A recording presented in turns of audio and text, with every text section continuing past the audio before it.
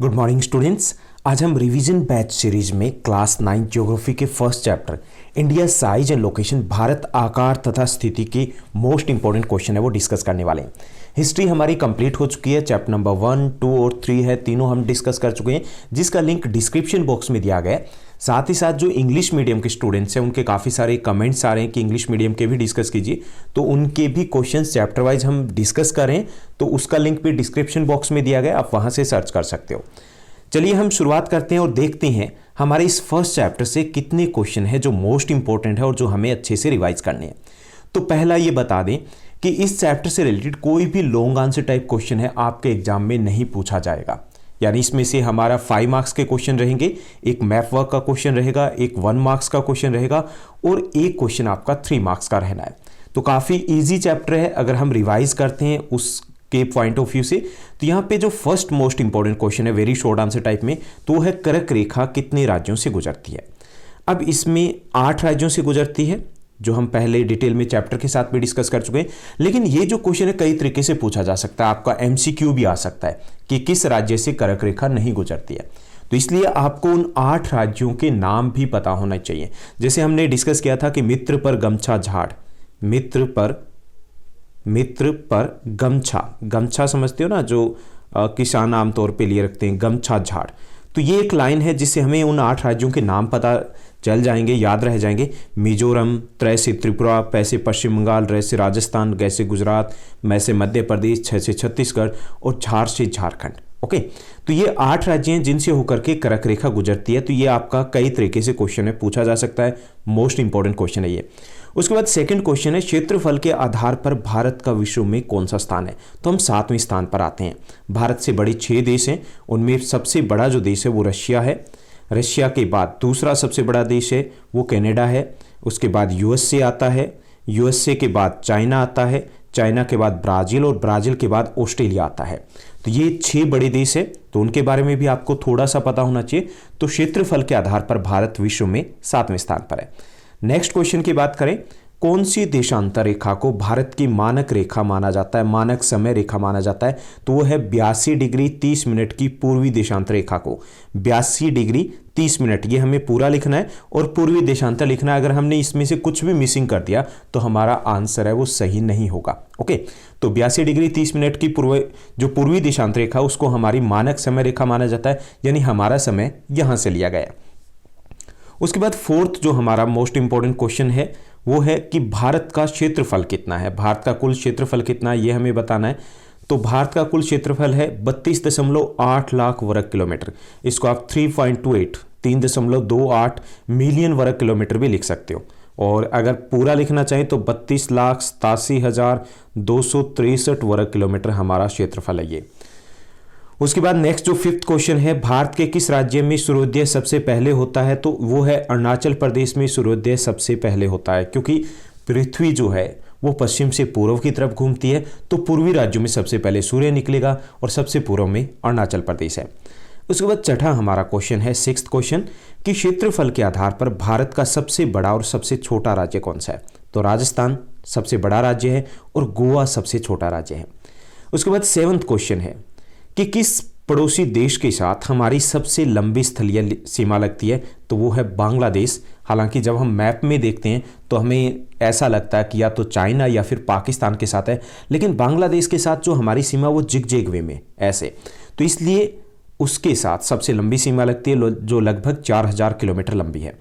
उसके बाद जो 8th क्वेश्चन है हमारा मोस्ट इंपॉर्टेंट में, वो है कि किस पड़ोसी देश के साथ हमारी सबसे छोटी सीमा लगती है, स्थलीय सीमा लगती है। तो है अफगानिस्तान। हमने चैप्टर में डिस्कस किया था कि इसका भी एक फॉर्मूला है, हम याद रख सकते हैं, वो है बचपन में MBA किया। तो इसमें सभी देशों के नाम दिए गए हैं जिनके साथ हमारी सीमा लगती है और वो भी सीरियल वाइज। बै से बांग्लादेश सबसे लंबी सीमा है वो बांग्लादेश के साथ है। जैसे चाइना दूसरी सबसे लंबी सीमा है वो चीन के साथ लगती है। पै से पाकिस्तान तीसरे स्थान पे पाकिस्तान आता है। नै से नेपाल चौथे स्थान पे नेपाल आता है। MBA M for Myanmar, B for Bhutan, A for Afghanistan. सबसे छोटी सीमा वो अफगानिस्तान के साथ लगती है। तो 7 देश हैं हमारे पड़ोसी देश हैं जिनके साथ हमारी स्थलीय सीमा लगती है। तो वो 7 देश इस पूरी एक पंक्ति में एक सेंटेंस में दिए गए हैं। तो ये हमारा क्वेश्चन था कि सबसे छोटी सीमा किस पड़ोसी देश के साथ लगती है, तो वो है अफगानिस्तान।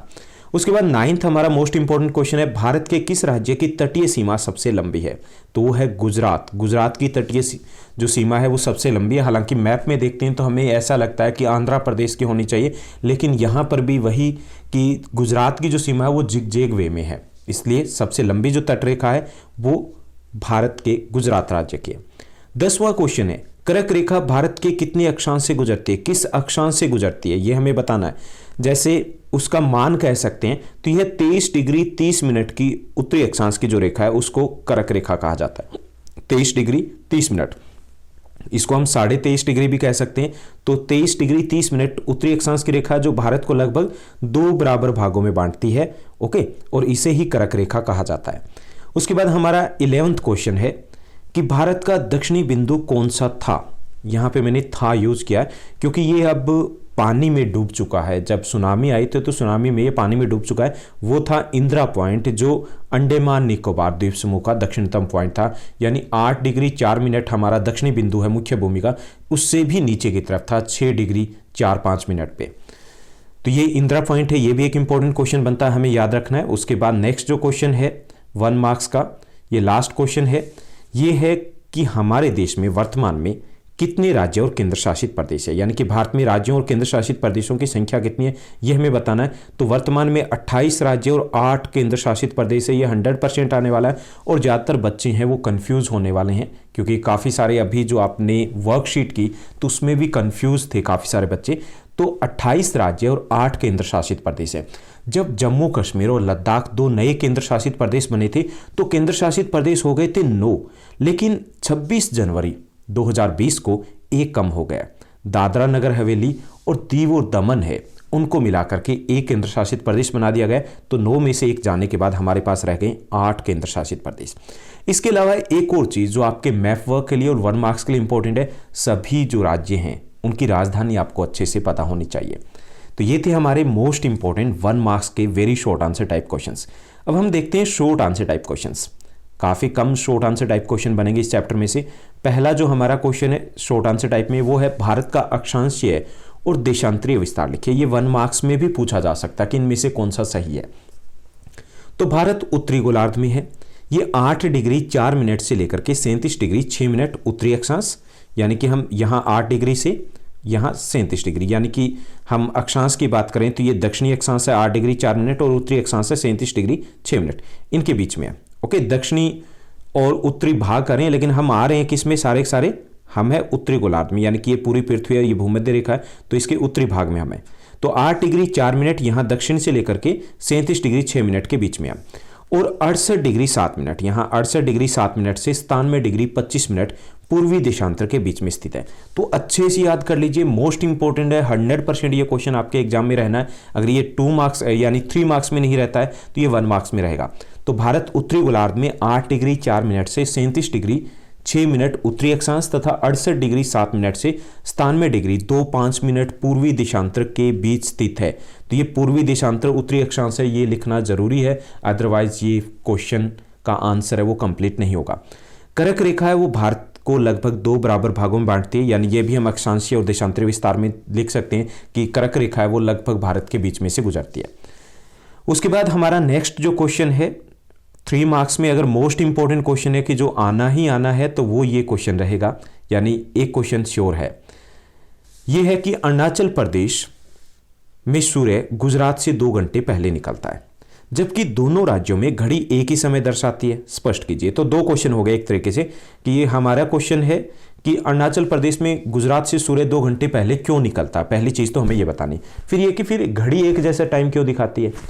तो पृथ्वी है वो पश्चिम से पूर्व की तरफ घूमती है, ऐसे ही घूमती है ना। आप जहां बैठे हो आपकी साइड से अगर आपने ईस्ट की तरफ फेस किया हुआ है तो आपकी साइड से किस साइड घूमेगी, आपकी साइड से ईस्ट की साइड घूमेगी। ओके, तो पश्चिम से पूर्व की तरफ घूमती है। इसके कारण पूर्वोत्तर भाग में सूर्योदय पहले होगा। जैसे आप सोचिए, जैसे इंडिया का मैप है, नॉर्थ की तरफ आप जम्मू कश्मीर लद्दाख को कीजिए तो ऐसे घूम रही है। तो जो ईस्टर्न पार्ट है जहां अरुणाचल प्रदेश है तो वो पहले आएगा ना सूर्य के सामने, ऐसे पहले आएगा। तो इसलिए जो पूर्वोत्तर भाग है उसमें सूर्योदय पहले होता है। क्योंकि अरुणाचल प्रदेश है वो पूर्व में है, इसलिए अरुणाचल प्रदेश में सूर्योदय सबसे पहले होता है, जबकि गुजरात क्योंकि पश्चिम में है तो वहां सबसे लास्ट में होता है। ये तो हो गया कि पहले कहां होता है और क्यों होता है। लेकिन यहां बात आ रही है कि 2 घंटे ही क्यों, फिक्स है 2 घंटे। तो सूर्य है वो एक देशांतर को पार करने में 4 मिनट लेते हैं। अब गुजरात और अरुणाचल प्रदेश के बीच में लगभग 30 देशांतर का अंतर है। किया था ना हमने, 68 डिग्री 7 मिनट से लेकर के कितना है 97 डिग्री 25 मिनट, लगभग 30 डिग्री हो गया। तो अरुणाचल प्रदेश और गुजरात है उनके बीच में अंतर कितना है, उनके बीच में जो अंतर है वो लगभग 30 देशांतर का है। और एक देशांतर को पार करने में सूर्य कितना समय लेता है 4, तो 30 गुणा 4 कितना होगा 120 मिनट। यानी सूर्य है अरुणाचल प्रदेश में गुजरात से 2 घंटे पहले निकल जाता है। ओके, यानी 2 घंटे पहले निकलेगा और 2 घंटे बाद में गुजरात में। लेकिन हमने अपने देश में एक जैसा समय रहे, कोई कंफ्यूजन ना रहे, इसके लिए हमने जो बीच की रेखा है 82 डिग्री 30 मिनट की जो देशांतर रेखा है उसको मानक समय रेखा माना है।